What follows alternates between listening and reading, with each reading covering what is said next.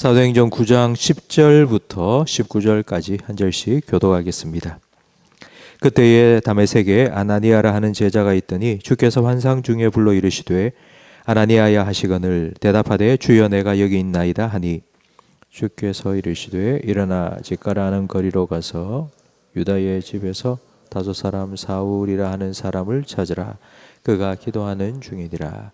그가 아나니아라 하는 사람이 들어와서 자기에게 안수하여 다시 보게 하는 것을 보았느니라 하시거늘 아나니아가 대답하되 주여 이 사람에 대하여 내가 여러 사람에게 들었사온즉 그가 예루살렘에서 주의 성도에게 적지 않은 해를 끼쳤다 하더니 여기서도 주의 이름을 부르는 모든 사람을 결박할 권한을 대제사장들에게서 받았나이다 하거늘 주께서 이르시되 가라. 이 사람은 내 이름을 이방인과 임금들과 이스라엘 자손들에게 전하기 위하여 택한 나의 그릇이라. 그가 내 이름을 위하여 얼마나 고난을 받아야 할 것을 내가 그에게 보이리라 하시니 아나니아가 떠나 그 집에 들어가서 그에게 안수하여 이르되 형제 사울아 주 곧 내가 오는 길에서 나타나셨던 예수께서 나를 보내어 너로 다시 보게 하시고 성령으로 충만하게 하신다 하니 즉시 사울의 눈에서 비늘 같은 것이 벗어져 다시 보게 된지라. 일어나 세례를 받고 음식을 먹으며 강건하여 지니라. 아멘. 생명은 하나님께 달려 있습니다. 생명을 주시는 분은 하나님이십니다. 생명 잉태는 하나님의 은혜이지만 생명 양육은 부모의 책임입니다. 영적인 생명도 마찬가지입니다. 영혼 구원은 전적으로 하나님의 은혜이지만 영적으로 태어난, 즉 갓 태어난 새 생명은 교회에서 먼저 믿은 우리 성도들을 통하여 양육받고 자라가야 합니다. 오늘 본문에는 바로 이 사울이 나중에 바울이 되죠. 이 사울이 예수님을 만나서 영적으로 갓 태어난 사건이 기록되어 있습니다. 사울의 회심은 전적으로 하나님의 은혜였지만 하나님께서는 아나니아라는 사람을 통해서 사울을 돌보십니다. 환상 중에 예수님께서는 아나니아에게 찾아가셨습니다. 그리고 사울을 찾아가 만나라고 지시하셨습니다. 아나니아가 이 지시를 받았을 때 깜짝 놀랐을 것입니다. 그 이유가 13절에 기록되어 있는데 주여 이 사람에 대해 내가 여러 사람에게 듣사온즉 그가 예루살렘에서 주의 성도에게 적지 않은 해를 끼쳤다. 내가 들은 게 있습니다. 예루살렘 교회가 이 사람 때문에 아주 초토화가 되었습니다. 그리고 14절 말씀에 보니 바로 이 사람이 지금 여기에도 제사장들로부터 박해 허가증을 받고 지금 왔습니다. 그런데 이런 사람을 찾아가라니요. 그건 자살 행위입니다. 난 못하겠습니다. 라고 대답했습니다. 예수님께서 찾아오셨을 때는 주여 내가 여기 있나이다 라고 했는데 그 마음이 온데간데 없이 사라진 것입니다. 예수님께서는 두 번째 다시 가라 명령하셨습니다.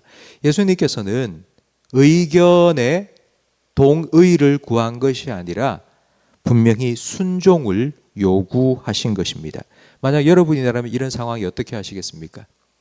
북한에 가서 복음을 전해라. 가면은 죽을 게 뻔한데 이렇게 하나님의 말씀과 내 생각이 충돌을 일으키고 있을 때 내 생각은 아닌데 하나님께서는 그것을 요구하실 때 이게 바로 순종입니다.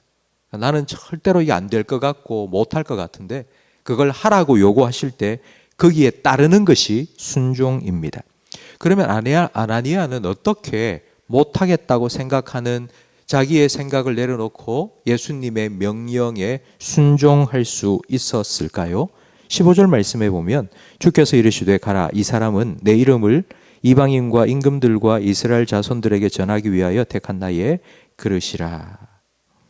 예수님께서는 사울을 어떻게 변화시키시고 그리고 이 사울을 어떻게 사용하실지 앞으로의 계획을 말씀해 주셨습니다.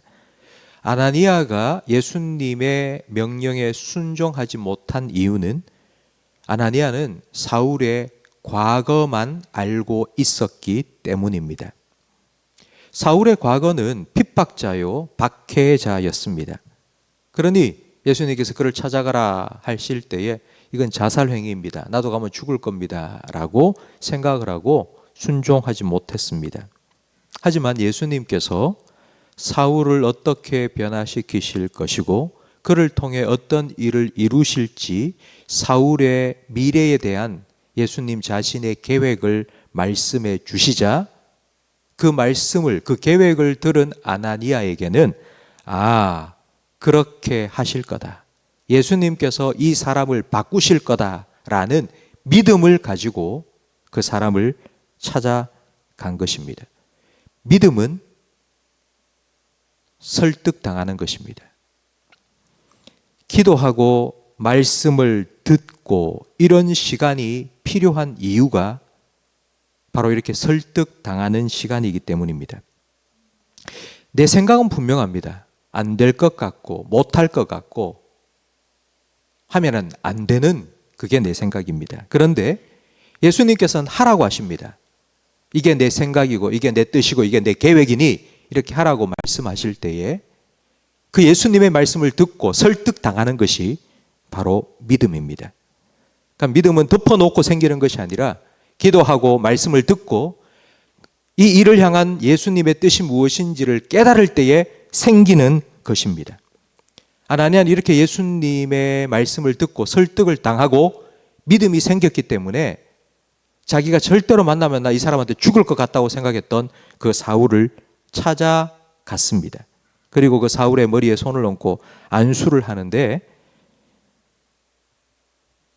17절 말씀해 보니 아나니아가 떠나 그 집에 들어가서 그에게 안수하여 이르되 형제 사울아 주 곧 내가 오는 길에서 나타나셨던 예수께서 나를 보내어 너로 다시 보게 하신다라고 말했습니다.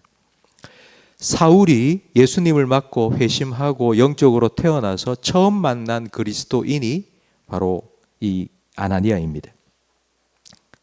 그러니까 그 전까지는 교회를 핍박했습니다. 교회 다니는 사람을 박해했습니다. 교회의 철천지 원수였습니다. 그런데 이 사울이 예수님을 만나고 난 후에 그가 처음 만난 그리스도인 이 아나니아가 그에게 처음으로 한 말이 바로 형제여입니다. 이 형제라는 말은 내 가족이라는 뜻입니다. 원수였던 사울을 아나니아는 지금 형제로 받아들입니다. 우리가 앞서 불렀던 찬송가 436장 3절 가사처럼 예수님을 만나니 죄인도 원수도 친구로 변하게 되었다 하는 이 찬양처럼 이 아나니아는 사울을 자기의 형제로 받아주었습니다. 사울의 입장에 한번 되어 보십시오. 교회를 핍박하고 성도들을 박해했던 사울이 자기를 찾아온 첫 번째 그리스도인에게 들은 말이 형제여입니다. 사울이 예수님 믿고 처음으로 교회에 대한 인상이 바뀐 겁니다. 나는 교회의 원수야가 아니라 그렇지, 이 사람들은 나를 형제로 받아주는구나. 정말 나를 이렇게 따뜻하게 나를 받아주는구나. 바로 이게 교회에 대한 첫 인상이었습니다. 그리고 18절에 보니 아나니아가 사울에게 안수할 때에 즉시 그의 눈에서 비늘 같은 것이 벗겨져서 다시 시력이 회복되었습니다. 여러분, 오늘 이 말씀을 통하여서 두 가지 기도 제목을 여러분에게 드리고 싶습니다. 첫 번째는 우리가 품은 태신자들, 우리가 부활절에 우리가 태신자를 품었는데 그분들을 위해서 기도하실 때에 그분들 눈에서 이 비늘 같은 것이 좀 벗겨지게 해달라고 기도해 주십시오. 요즘 이 세상 사람들, 우리가 태신자를 품은 그들 가운데는 교회에 대해서 오해를 가지고 있는 분들이 의외로 많습니다. 그러니까 교회에 대한 안 좋은 생각들, 뉴스를 통해서 듣는 몇몇 교회와 몇몇 목사들의 그런 비행 때문에 교회에 대해서 참 반감을 가진, 그리고 또 교회 다니는 그리스도인들에 대해서 정말 좋지 않은 그런 생각을 가진 사람들이 의외로 많이 있습니다.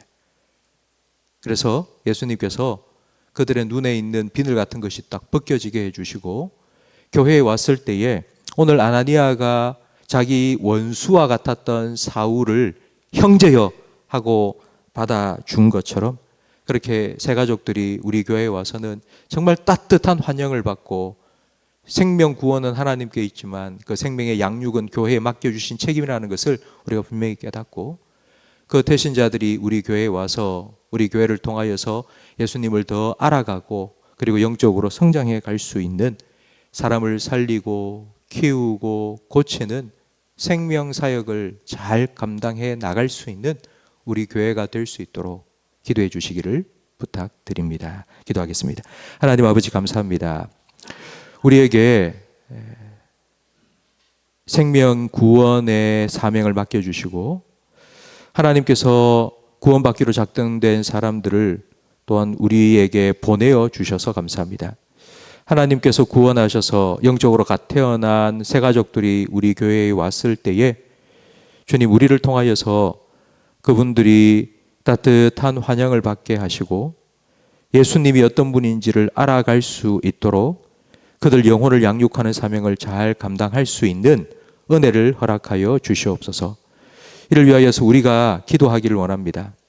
우리가 품은 태신자를 위하여서 기도할 때에 성령님께서 찾아가 주시고 그들의 눈에 씌어있는 비늘 같은 것들이 벗겨져서 교회에 대한 오해나 교회 다니는 성도들에 대한 반감이 사라지게 해 주시옵소서. 그래서 교회에 나와서 우리의 초청을 받고 교회에 나와서 우리와 함께 주님을 향하여 걸어가며 구원의 길을 걸어갈 수 있도록 생명 구원의 역사를 우리 교회를 통하여서 나타내 주시옵소서.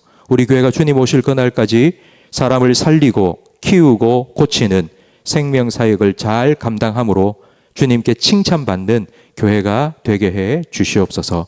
예수님 이름으로 기도합니다. 아멘. 교회 건축을 위한